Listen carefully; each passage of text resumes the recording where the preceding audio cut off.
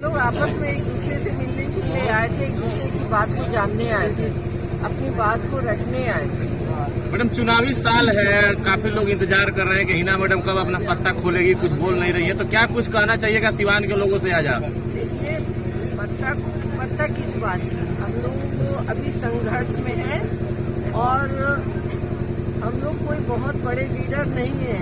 हम लोग समाज सेवक हैं, समाज में जाएंगे, सेवक बनकर बात करेंगे, उनकी बात को सुनेंगे। तो 2024 की तैयारी मान ली जाए मैम इसको? तैयारी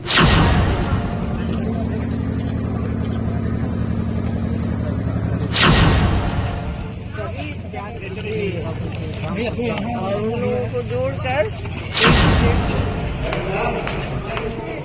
बैठकर आप लोगों की बातों को सुनना था, लेकिन यहाँ मंच है और हम लोग ही बोल रहे हैं, आप लोग सुन रहे हैं, आप लोग कुछ नहीं कह पा रहे हैं। तो फिर हम आएंगे और आप लोगों के बीच में, और आप सभी जैसे देख भी पा रहे हैं कि सभी कार्यकर्ता काफी उत्साहित है और आदरणीय हेना साहब के साथ, बाबू ओसामा के साथ पूरा सभी कार्यकर्ताओं का ताकत मजबूती के साथ लगा हुआ है। जीरादेई के इतिहास की बात करें तो डॉक्टर शहाबुद्दीन साहब भी वहीं से अपने राजनीति का शुरुआत किए थे, निर्दलीय चुनाव लड़े थे, मैडम भी पहला के दौरान वहीं से शुरू की है। लोकतंत्र में जनता मालिक है, उसमें भी देश रत्न डॉक्टर राजेंद्र प्रसाद का नगरी है और वहाँ से भी साहब का जो राजनीतिक पारी की जो शुरुआत हुई थी, वो राजनीतिक पारी पूरे बिहार में एक ताकत के रूप में स्थापित हुआ।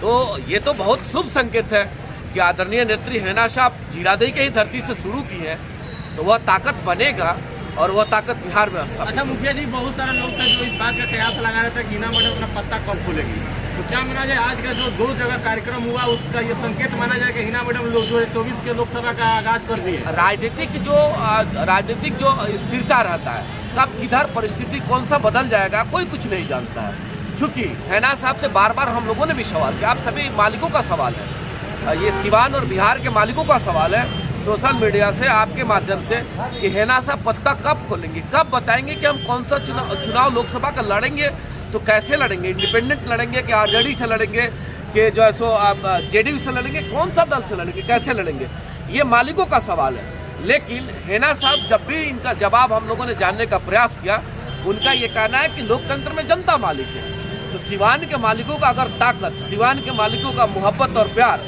अगर इंडिपेंडेंट ही हम लोगों के साथ बनेगा तो हम यहाँ से लोकसभा जीत के जाएंगे। इंतजार करिए, बिहार के सभी सियासत के लोग हेना साहब के साथ संपर्क में हैं और सब लोग प्रयास कर रहे हैं। अपने लोगों से विमर्श के उपरांत 1 से 2 दिन 3 दिन का समय है, देखिएगा निश्चित तौर पर दूध का दूध और पानी का पानी। दल को लेकर मैडम कुछ नहीं बोल रही है और आरजेडी के बारे में भी कुछ नहीं बोल रही है। वो उनकी शालीनता है और यही तो ताकत है।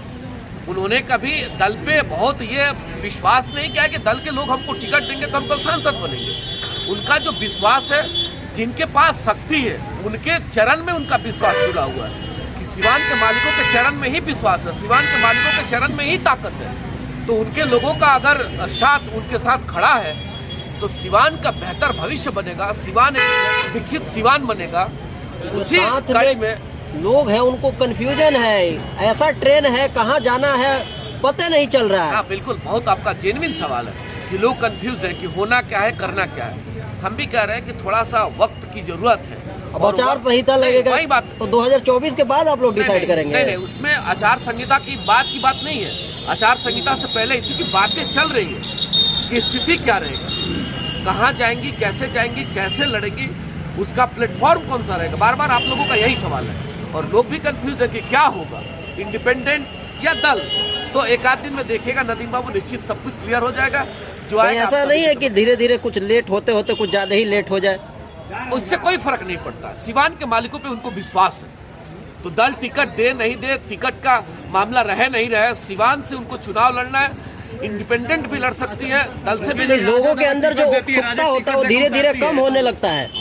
राष्ट्रीय जनता दल के जहाँ टिकट की बात है या फिर और भी दल के टिकट की बात है, तो हम लोगों ने कहा है कि ये निर्णय हेना साहब के स्तर से होना है और सभी लोग उनके संपर्क में। राजद देगी तो मैडम लड़ेंगी, आपकी क्या राय है? अब ये तो हेना साहब ही क्लियर कर पाएंगे कि हम लोग किस जो सर्वे आया उसमें इंडिया टीवी के सर्वे में दिखा रहा है कि महागठबंधन सिवान इस बार चुनाव जीत सकता है और हिना साहब का इनाम से महागठबंधन क्यों? नहीं, वही चीज है कि वो लोग भी सर्वे करते हैं किसके आधार पे, मालिकों के आधार पे।